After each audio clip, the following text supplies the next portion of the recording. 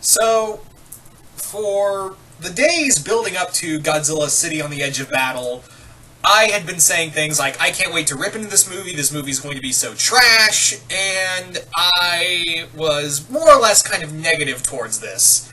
But I did keep to most who are unaware, I did keep an open mind. I wasn't going to go in, while I did have some negative thoughts towards it, I still, on the other hand, was like, maybe it'll fix what happened. But my good friend Kaiju Noir told me, no, it doesn't. But I was like, maybe it'll still, I want to hold out some shred of hope that maybe it'll be interesting. And I can tell you without a shadow of a doubt, I was right. This movie fucking sucks. Oh my god. It's 20 minutes longer than the other film, 20 or 30 minutes longer than the other film, and it is somehow, it does so much less than the first movie. Oh my god. This movie, I would rather, I'm not saying I would watch Godzilla's Revenge over this, but at least Godzilla's Revenge, there's stuff happening in Godzilla's Revenge. Not good stuff, mind you, but stuff is happening. Not standing around and talking about stuff. And Godzilla doesn't show up until the last 30 minutes of the film. In an hour and 40-minute movie. Yeah.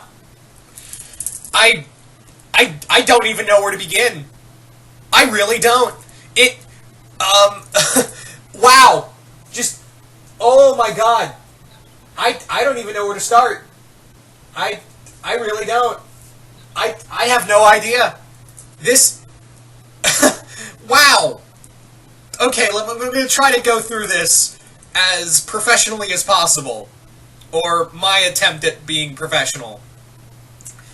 So, this movie takes place right where we left off with our main character, who is so intense that even Aaron Yeager would go, dude, calm your tits, if they were in the same room. Yeah, and their whole thing is, well, our plan is basically the same as the last one, but we're just going to do it on a bigger scale, because it didn't, that didn't cause massive casualties, right? So, their whole thing, after finding a race called finding a new race that is evolved from insects, that's right, and I'll get to them in a moment, they essentially find their way to Mechagodzilla City, which, yeah, they use the same plan over again to fight Godzilla. And that's the story. This literally is just a lot of walking around, talking about stuff, and theorizing, and not so much doing. I mean, like I said, Godzilla doesn't even show up. And the fight sequence in here, the battle with Godzilla, is so goddamn boring. It is exactly the same thing. Just with, Gundam Wing ripoffs. That's what we're looking at here, folks. Also, they do a lot of build-up for a final film. They mention other monsters that are possibly going to show up in the next film, which I'm like, yeah, there's no way you can save it at this point. There is no way. I'll watch the third movie just so I can, I'll watch it when it comes out in, whenever it comes out on Netflix, because, well, this is supposed to come out in November in Japan. So I guess either January or February for Netflix. So that's going to be a long wait, but I'm not going to miss it. Because, yeah.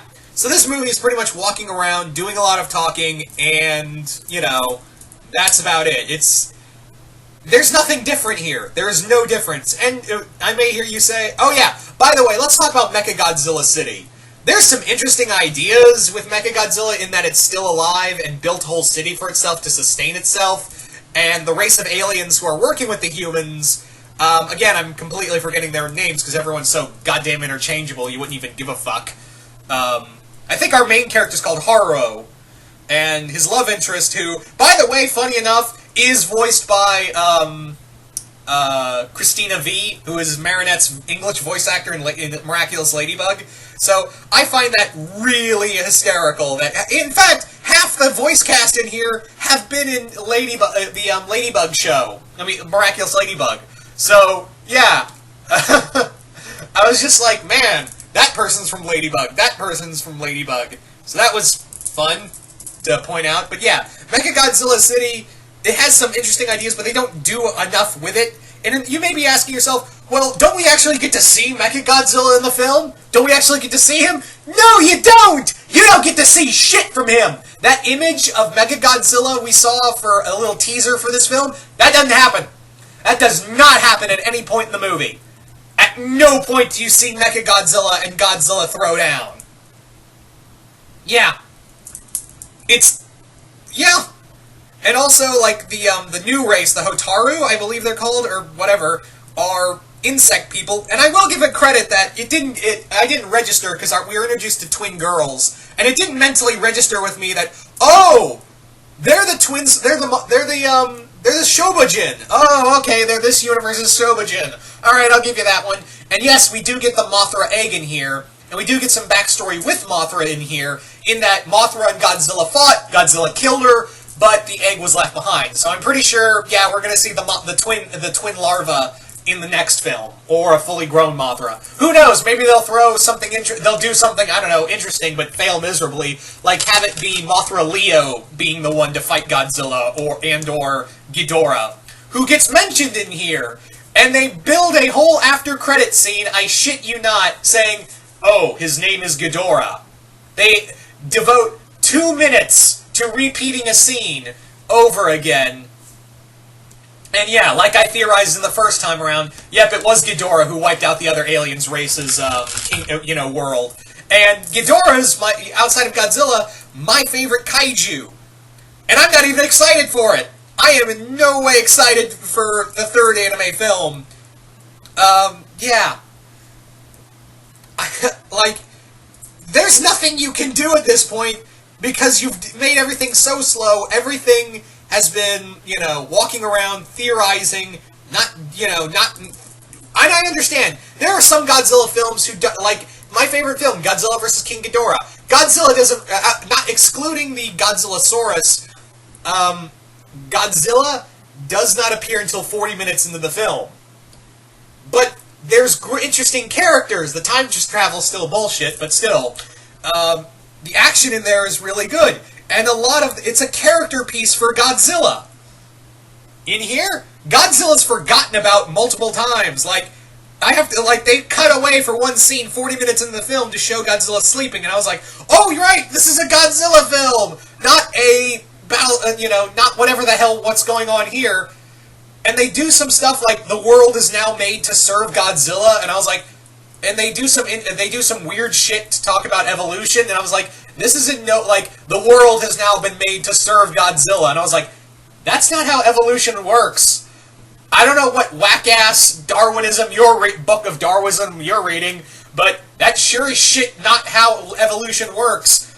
And, yeah, like I said, Mechagodzilla, they do some stuff with him in that he's, his brain is still alive, and he's consuming the area, and one alien race, which are pretty much Klingons if they thought like Vulcans. That's pretty much what this alien race is.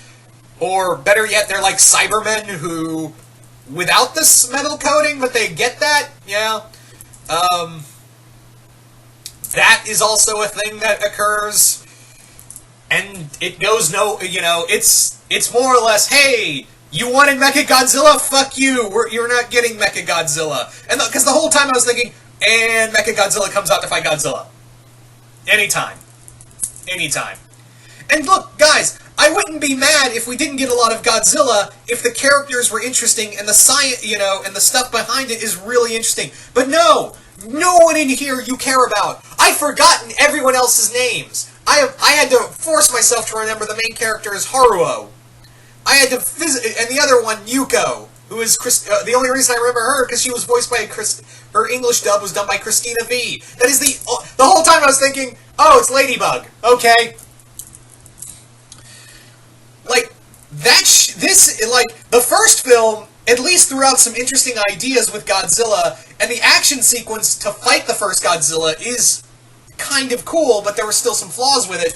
This one is just them walking around talking about stuff and not really doing much with it.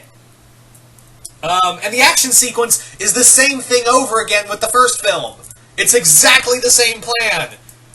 It's like that scene in the Star Wars Family Guy, which is like Yeah, everybody cool with that, you know.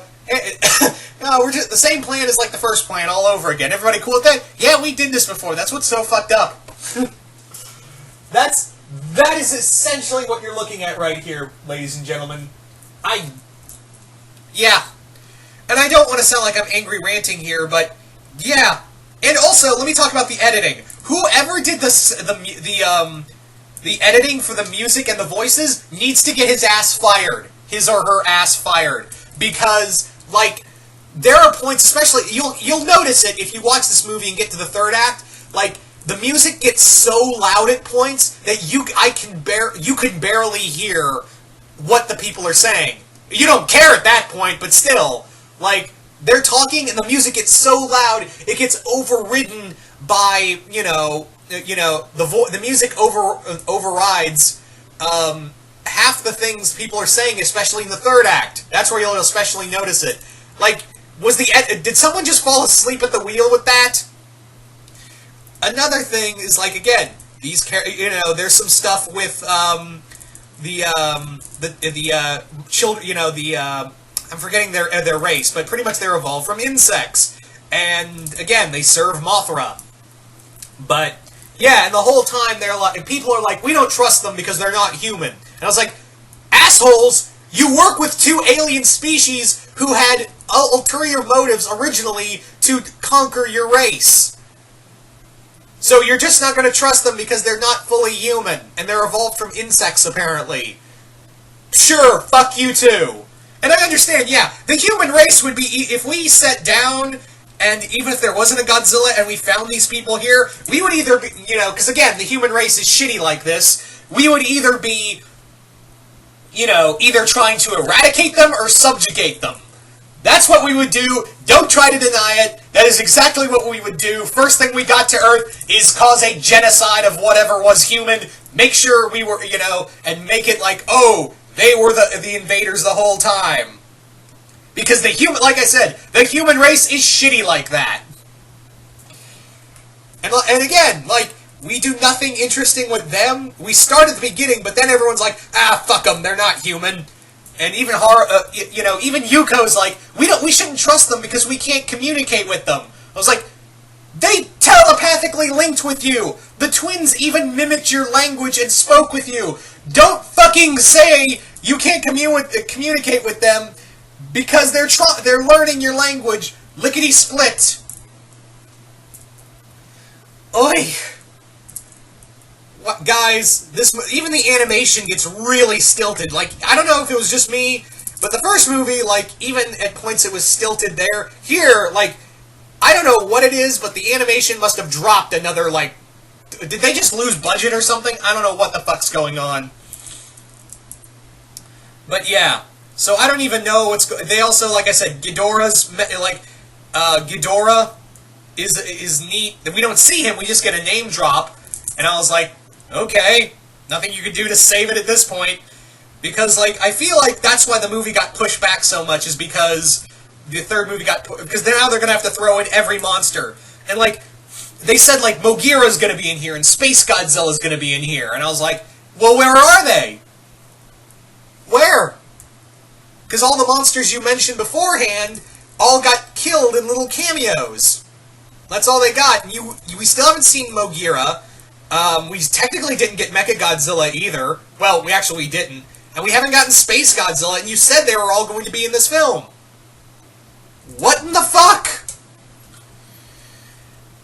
Guys, I'd hate to sound like an asshole, but really, this movie was garbage. Like, I hate this more than the first one. And I'll watch the third one just for sake of completion. But I have no hope at this point. These characters are boring. The film itself does nothing and goes nowhere. The third act is just a retread of the first film's third act. And that's it. This is a nothing film. I really have nothing else to say about this film other than fuck it. Just fuck it. Anyway, this is the city on the edge of boredom. This is what I should call it. City on the edge of boredom. Anyway, so there you go, guys. There's my review. Comment below, let me know what you guys thought. Also, I was going to do this on Comic Universe, but for some reason I couldn't get into the channel, so sorry about that. Anyway, So, once again, I hope you all enjoyed this review, and I will see you guys later.